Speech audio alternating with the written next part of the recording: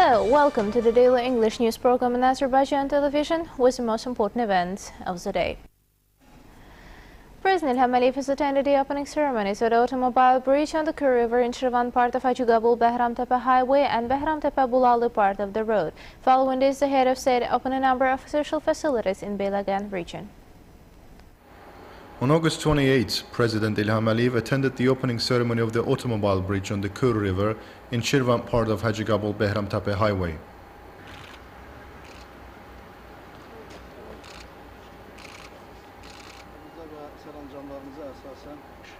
Minister of Transport Ziya Mammadov reported to the head of state that the old bridge of iron construction caused serious problems for traffic.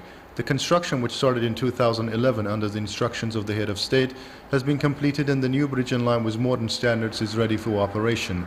The total length of the bridge together with the roads is 1400 meters, the length of the bridge is 317 meters, the width is 15 meters. The bridge, built in line with NK 100 standard, has 2 middle and 2 side columns. It is designed to withstand the earthquake with a magnitude of 9 points. President Ilham Aliyev opened the new bridge. Following this, President Ilham Aliyev attended the opening ceremony of Behramtepe-Bulalı part of Hajigabul-Behramtepe Highway.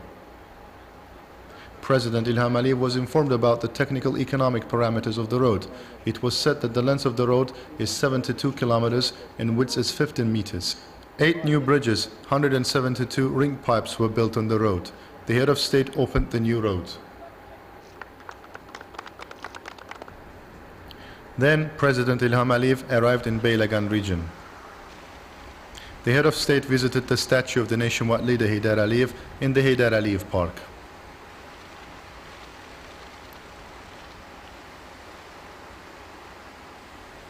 Head of Beylagan Region Executive Authority Vagif Abdullayev informed President Ilham Aliyev about the landscaping and construction work carried out around the statue.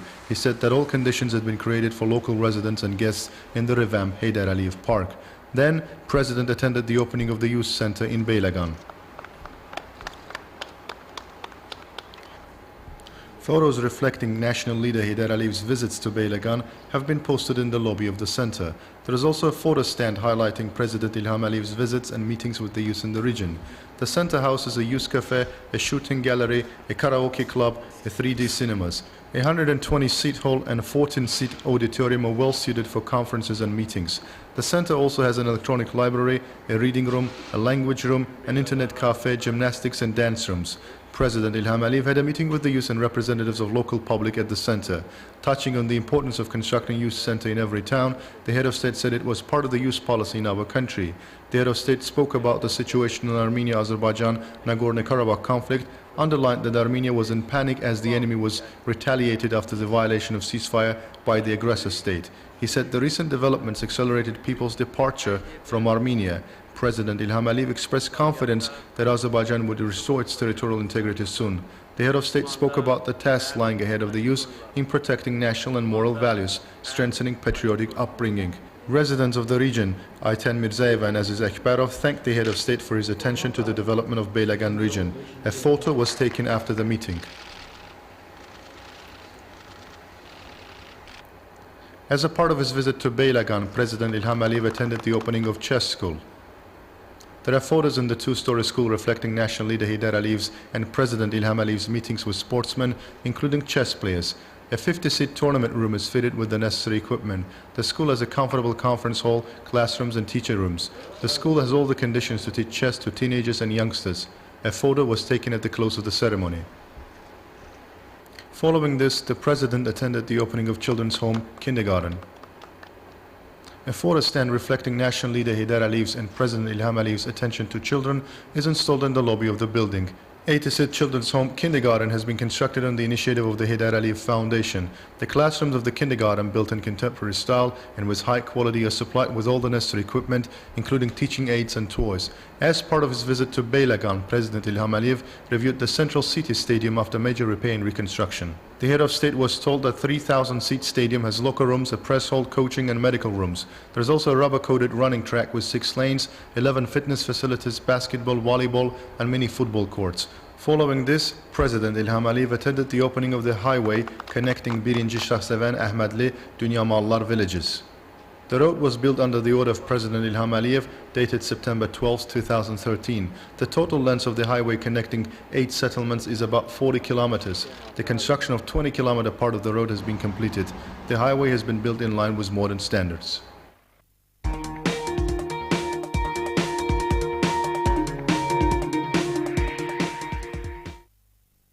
Azerbaijan's First Lady, President of the Heydar Aliyev Foundation, Chairperson of the first European Games Organizing Committee, Mehriban Aliyeva, reviewed the reconstruction of sports facilities in connection with the preparations for the first European Games. Azerbaijan, which is known as a sports country and has chosen support for the Olympic movement as one of the top priorities of the state policy, is going to host the first European Games. Though little time is left, high-level preparations are underway for the significant event. Modern sport infrastructure is being created. New Olympic sport complexes are being built in Azerbaijani capital and regions. The construction of Baku Olympic Stadium is one of the activities carried out in this direction.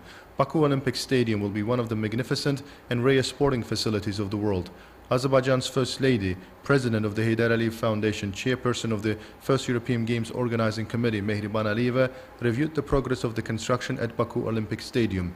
Minister of Youth and Sport Azad Rahimov gave detailed information to the chairperson of the organizing committee about the work done. Mehriban Aliyeva viewed various images of the stadium. It was said that high-quality work was underway at the stadium. Modern equipment and building materials were used in the construction. 70,000-seat stadium has a perfect logo. The major part of the construction work envisaged in the project of the 6-story stadium has been completed. Major stadium, auxiliary stadium and building, multi-function tribunes and other infrastructure are built at the sport facility that will meet international standards. The sport facility will have sections for disabled persons. The design of the stadium is economically effective, modern, favorable, and in line with the architecture of the capital. There will be a parking lot for 3,100 vehicles. Large-scale construction was started at the stadium in November 2012. The work will be completed as planned in February 2015. Baku Olympic Stadium will be opened for the first European Games. Having reviewed the progress of construction, Chairperson of the First European Games Organizing Committee, Mehriban Aliyeva, gave relevant instructions and recommendations. Azerbaijan's First Lady also reviewed the sport concert complex named after Heydar Aliyev. Reconstruction at the complex that covers an area of 46,000 square meters will be completed in January 2015. Walls and floors of the first and second floors of the training building are covered with porcelain tiles. New ceramic tiles were laid in the lobby of the first floor of the main building. The ceiling is being painted. The sport concert complex will have a new internet network, security and warning systems, and fire sprinkler system. New video surveillance will be installed. The Palace of Hand Games, which is located in the center of Baku, is being overhauled. The building is being reconstructed in line with modern standards, taking into account that it was constructed in 1974. All conditions are being created to hold Olympic and Paralympic Games. The Palace of Hand Games is being overhauled as part of the preparations for 2015 European Games. Azerbaijan's First Lady, President of the Heydar Aliyev Foundation, Chairperson of the First European Games Organizing Committee, Mehriban Aliyeva, arrived at the Palace of Hand Games to review the progress of reconstruction. Mehriban Aliyeva was told that reconstruction of the palace had already been completed. Structural work was about to end. It was said that the Palace of Hand Games will have modern air conditioning system, heating and cooling system, water and power supply. Mehriban Aliyeva was told that the seismic resistance had been taken into account during the overhaul. Additional 5 fire escape stairs have been placed at the building. 12 fire exit doors are planned on the first floor. 6 modern elevators have been installed at the 4-story building. The number of seats has been increased at the complex from 1,500 to 1,850. Chairperson of the European Games Organizing Committee, Mehriban Aliyeva, was also informed about the facade work of the Palace of Hand Games. It was said that the facade of the palace was being renewed. The overhaul will be completed by the end of the year. On August 30, 2012, President Ilham Aliyev signed an order on the construction of Water Sports Palace with the view of improving water sports in Azerbaijan and holding local and international competitions. Sakura Co. Ltd. of South Korea completed the design of the Water Sports Palace within a short period of time and started construction. On August 28, Azerbaijan's First Lady, Mehriban Aliyeva, reviewed the progress of construction at the Water Sports Palace.